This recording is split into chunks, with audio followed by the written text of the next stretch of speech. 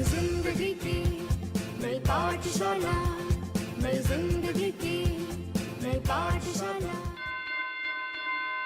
बच्चों, कुछ आकृतियों से आप पहले ही परिचित हैं, तो मैं उन्हीं आकृतियों को बनाता हूं और उससे फिर कौन सी आकृति मैं बनाऊंगा इन पेन की सहायता से, उसे आप देखेंगे। ये रहा आपका त्रिभुज, चतुर्भुज,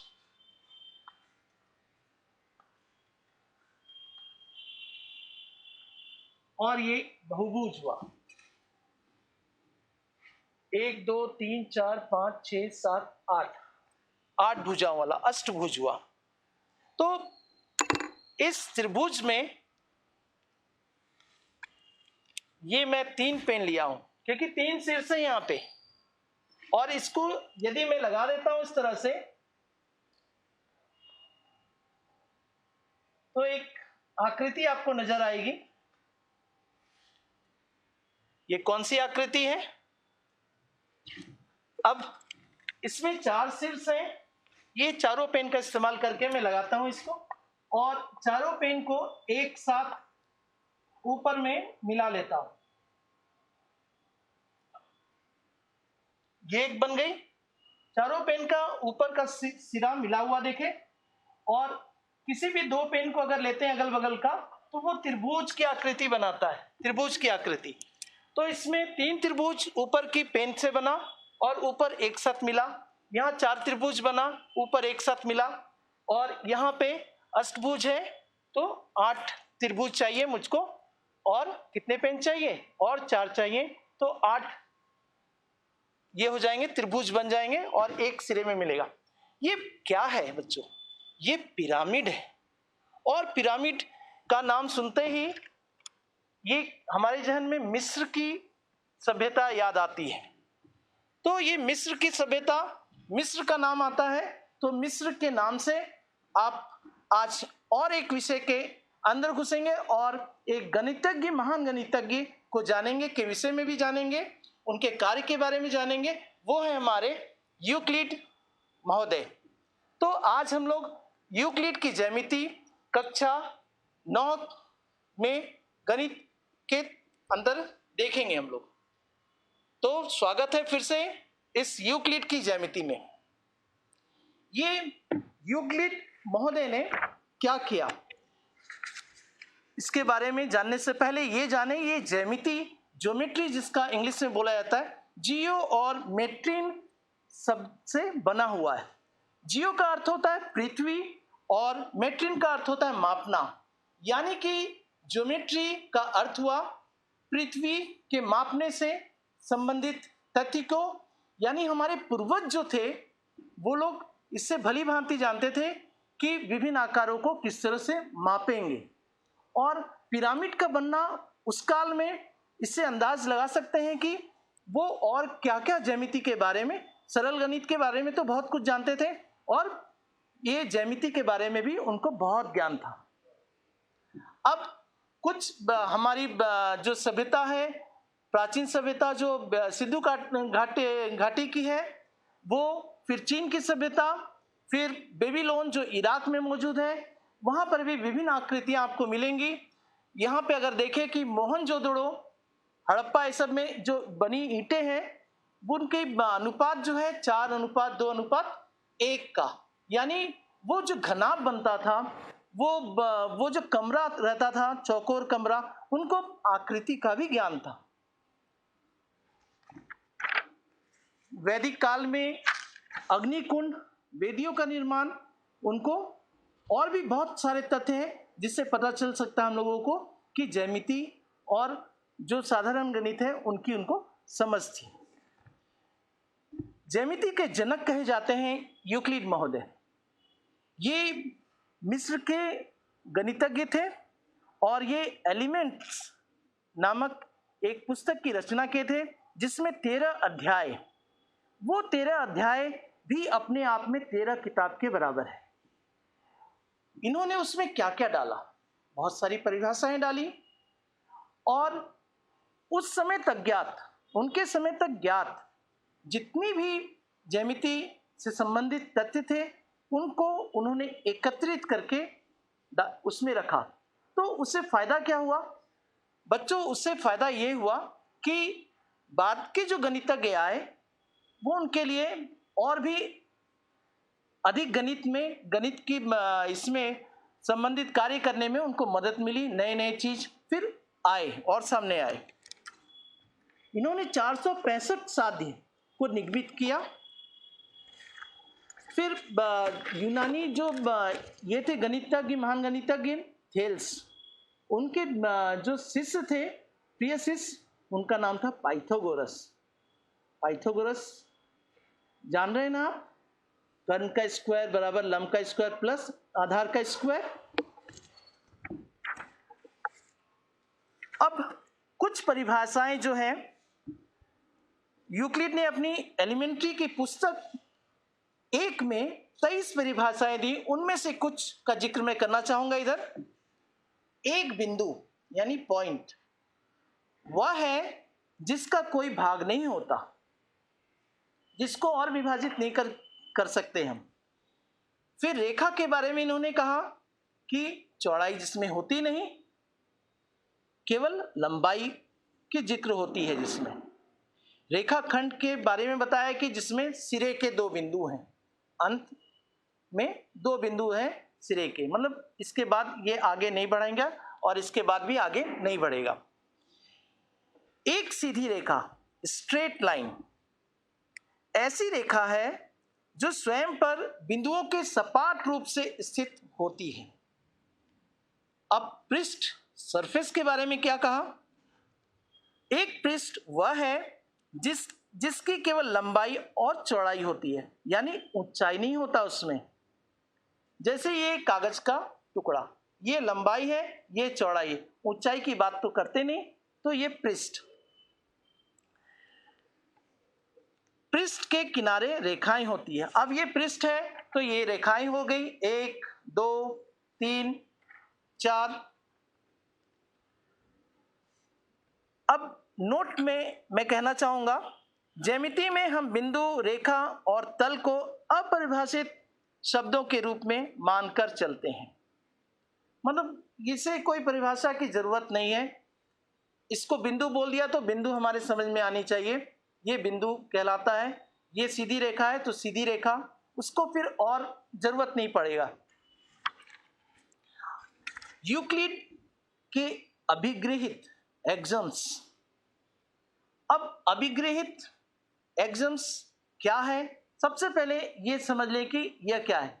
यह सत्य कल्पना है, जिसके लिए ये नहीं होगा कि आपको इसका प्रमाण देने की जरूरत है।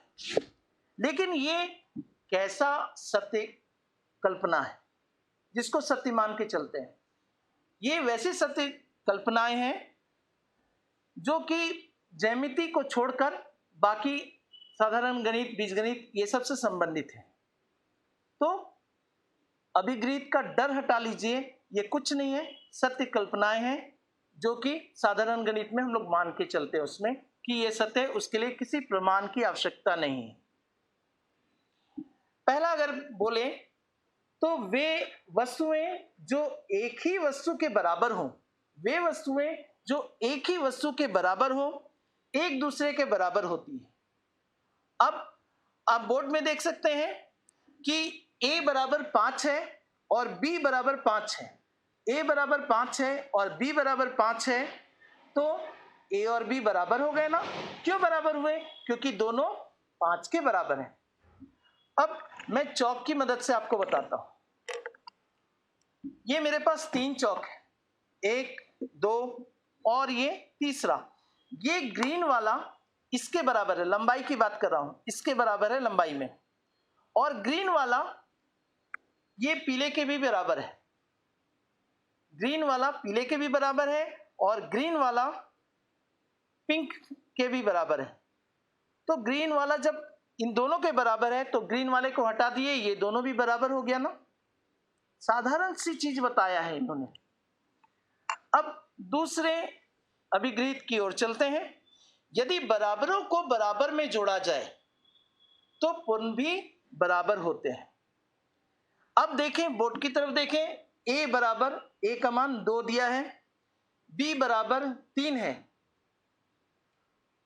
अगर a और b को जोड़ेंगे, बाएं तरफ वाले को जोड़ेंगे, तो दाएं तरफ को भी जोड़ना पड़ेगा। तो a plus B equal to 2 plus 3। तो a और b का बाएं तरफ का योग जो है वो दाएं तरफ के बराबर होता है। ये अक्सर हम लोग गणित में करते हैं, लेकिन ये कहां से आया, इसके लिए तो आप लोगों ने कभी नहीं कहा कि ये होता क्यों है, क्यों आया, कैसे इसका प्रमाण दीजिए। ये यूक्लिड महोदय ने कह दिया कि ये अभिगृहित है, यानी इसके लिए प्रमाण की आवश्यकता नहीं है। अब तीसरे वाले में चलते हैं, अभिगृहित की ओर। यदि बराबरों को बराबरों में से घटाया जाए तो शेषफल भी बराबर होते हैं। अब फिर पुनः बोर्ड की ओर देखें आप, a बराबर 4 है और b बराबर 3 है। a घटाओ b अगर करेंगे बाएं तरफ में, तो दाएं तरफ में 4 घटाओ 3 होगा, तो a माइनस बी बराबर 1 आ जाएगा। दोनों बराबर होंगे, क्योंकि बाएं को घटाया तो दाएं को भी घटाएंगे।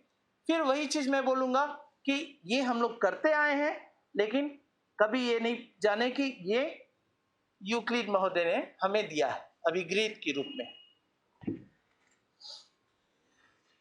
अब चलते हैं चौथे अभिगृहित की ओर। वे वस्तुएं जो परस्पर संपाती हों, एक दूसरे के बराबर होती है। अब संपाती का देखिए, ये जो पृष्ठ देख रहे हैं आप और ये पृष्ठ, ये एक दूसरे के ऊपर अगर रख दें तो ये संपाती हो गए। देखिए परस्पर संपाती, एक दूसरे को ढक लिए, इधर से भी ढक लिए, इधर से भी ढक लिए, तो ये परस्पर संपाती हो तो वो दोनों बराबर होते हैं। यानी ये आकृति कौन सी है, ये आयत की आकृति है। यह आयत इस आयत के बराबर हुआ, क्योंकि एक दूसरे के ऊपर ये ढक लेता है दोनों तरफ से देखने से भी। अब पांचवें की ओर चलते हैं हम लोग। पूर्ण अपने भाग से बड़ा होता है। फिगर में देखिए, एक इसे मैं मिटा देता हूं। देखिए जो आपको वृत्त नजर आ रहा है उसमें कुछ छोटे छोटे कलरफुल टुकड़े उसमें हैं। तो वो आप मान लीजिए कि एक रोटी का टुकड़ा है, अगर बीच से रोटी अगर कुछ कुछ टुकड़ा निकाल लेंगे तो ये छोटा टुकड़ा होगा ना, यही बड़ा होगा ना, ठीक है। ये पूर्ण अपने भाग से बड़ा होता है। जैसे बोर्ड में देख रहे हैं कि ये 6 बराबर 2 जोड़ 3 जोड़ 1, 2 3 और 1 को जोड़ने से 6 आता है ना। तो ये 2 को केवल लिया जाए तो ये जो 6 था वो 6 हमेशा ही बड़ा होगा 2 से। फिर उसके बाद जो 3 है 6 का टुकड़ा ही है ना, तो 6 3 से भी बड़ा होगा, और जो 1 है वह 6 उससे बड़ा होगा। इन तीनों टुकड़ों से 2 3 और 1 से 6 बड़ा होगा, क्योंकि पूर्ण अपने भाग से बड़ा होता है। यह अभिगृहित किनकी देन, यूक्लिड महोदय की। अब हम लोग चलते हैं छठे अभिगृहित में। एक ही वस्तुओं के दुगने परस्पर बराबर होते हैं। अब a बराबर अगर 3 बोला और a को अगर 2 से गुना करेंगे तो 3 को भी तो 2 से गुना करना पड़ेगा ना, तभी तो बराबर होंगे ना। यहां पे दुगने शब्द का इस्तेमाल किया गया है। आप उसको 10 गुने कर दीजिए, 20 गुने कर दिए, कोई अंतर नहीं पड़ता। यहां पे केवल ये बताया जा रहा है कि अगर आप तिगुने करेंगे दाएं तरफ तो बाएं तरफ भी तिगुने करना पड़ेगा। दोनों तरफ आपको जिस संख्या से गुना करेंगे या भाग करेंगे वो चीज आपको करना पड़ेगा। अब 7वें अभिगृहित की ओर चलेंगे। जैसा कि बोर्ड में देख रहे हैं आप, एक ही वस्तुओं के आधे परस्पर बराबर होते। अभी मैंने बोला भाग भी कर सकते हैं, तो यहां भाग हो रहा है, आधे कर रहे हैं, आप 1/3 भी कीजिए तब भी वो बराबर। अगर a बराबर 6 है, अगर a को 2 से भाग दे रहे हैं तो 6 को भी 2 से भाग देंगे, तो a/2 बराबर 6/2 यानी 3 हो जाएगा ना कट के। तो a/2 बराबर 3 के हो जाएगा। यहाँ आप 3 से भी भाग दे सकते हैं, लेकिन जिससे भाग देंगे बाएं तरफ वो दाएं तरफ भी उसी से भाग लगेगा। अब एक साथ आप बोर्ड में देख लें, यूक्लिड के अभिगृहित को मैंने लिख दिया इधर में, सातों पॉइंट्स जो थे अभिगृहित उनको एक साथ लिखा हुआ है। पहला, वे वस्तुएं जो एक ही वस्तु के बराबर हों एक दूसरे के बराबर होती हैं। अब मैं और मेरा भाई दोनों एक हाइट के हैं, दोनों की ऊंचाई जो है एक समान है, और मेरी जो सिस्टर है उनका हाइट जो है मेरे भाई के हाइट के बराबर है। तो मैं बोल सकता हूं ना, मेरी ऊंचाई मेरी सिस्टर के ऊंचाई के बराबर है। वही चीज है, सामान्य चीज है। दूसरा, यदि बराबरों को बराबरों में जोड़ा जाए तो पूर्ण भी बराबर होते हैं। यदि बराबरों को बराबरों में से घटाया जाए तो शेषफल भी बराबर होते हैं। ये तीसरा था। चौथा, वे वस्तुएं जो परस्पर संपाती हों एक दूसरे के बराबर होती हैं। पूर्ण अपने भाग से बड़ा होता है। अब पूर्ण अपने भाग से बड़ा होता है, एक एग्जांपल ले लीजिए। एक आपने चॉकलेट लाया और आपके घर में छोटा बच्चा है, उस चॉकलेट को उसके सामने खोलिए और उसका टुकड़ा तोड़ लीजिए और उस बच्चे को देखे देखिए तो वो छोटा टुकड़ा कभी नहीं लेगा वो, क्योंकि वह छोटा है, उसे भी पता है। यूक्लिड महोदय ने यही तो कहा है। एक ही वस्तुओं के दुगने परस्पर बराबर होते हैं। ये छठा। सातवां में, एक ही वस्तुओं के आधे की जगह पे मैंने कहा आप इसका तिहाई भी ले सकते हैं, कुछ भी, किसी से भी भाग लगाइए, दोनों तरफ आपको उसी संख्या से भाग लगानी होगी।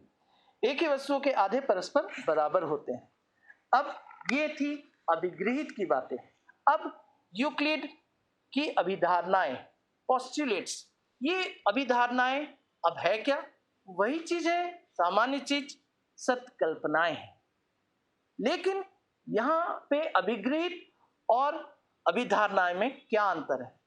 वो सामान्य गणित के लिए था, ये विशेषकर ज्यामिति से संबंधित सत्य कल्पनाएं हैं। ज्यामिति से जो संबंधित सत्य कल्पनाएं हैं जिसका प्रमाण देने की आवश्यकता नहीं है, वह पोस्टुलेट्स या अभिधारणाएं कहलाएंगी। अब देखिए उन्होंने, यूक्लिड महोदय ने क्या क्या कहा। पहला, एक बिंदु से एक अन्य बिंदु तक एक सीधी रेखा खींची जा सकती है। अब मैं यहां खड़ा हूं और हमारा मित्र थोड़ी दूर पे है या बहुत दूर पे भी है, चलेगा। एक धागा अगर लेंगे और एक धागा की एक सिरा मैं पकड़ूं और दूसरा सिरा वो पकड़े तो और टान के रखे तो सीधी रेखा मिलेगी ना। तो एक बिंदु से एक अन्य बिंदु तक एक ही सीधी रेखा खींची जा सकती है, और अगर ढीला छोड़ दे और जमीन में वो धागा लगते हुए जाए तो ये इस टाइप से चला जाएगा, तो सीधी रेखा नहीं हुई, वो तो वक्र हो गया ना। तो एक बिंदु ए और बी, जैसा कि फिगर में देख रहे हैं आप, ए और बी के बीच एक लाइन खींच दीजिए, वही सीधी रेखा केवल एक ही खींची जा सकती है। एक शांत रेखा यानी जिसका अंत है, को अनिश्चित रूप से बढ़ाया जा सकता है। शांत रेखा अगर ए बी है, फिगर में जैसा आप देख रहे हैं, अगर दोनों सिरे को बढ़ाया जाए, जो रेखाखंड है उसी को बढ़ाया जाए दोनों सिरे से, तो ये अनंत रूप में इधर भी बढ़ सकती है, इधर भी बढ़ सकती है। तीसरा, किसी को केंद्र मानकर और किसी त्रिज्या से एक ही वृत्त खींचा जा सकता है। ये यूक्लिड महोदय ने क्या कहा, ये तो सब जानते हैं हम लोग।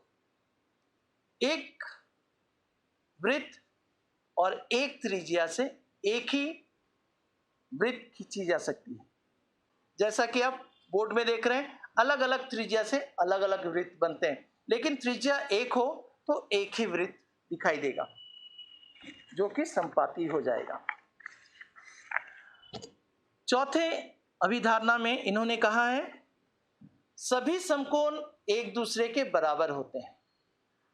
अब ये मैंने पेन ले लिया और ये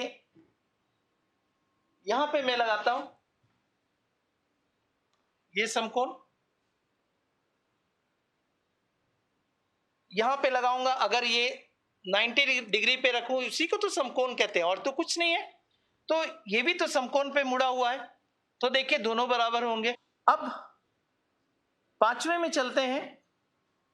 यदि एक सीधी रेखा, बहुत मजेदार है, मुझको भी बहुत अच्छा लगा ये पांचवा अभिधारणा।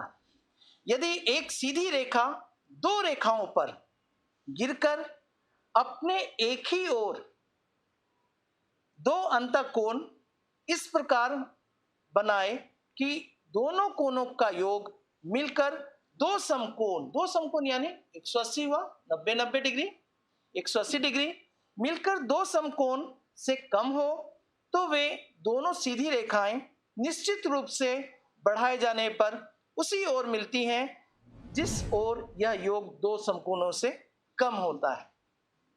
ठीक से क्लियर नहीं हुआ ना? अभी चलते हैं।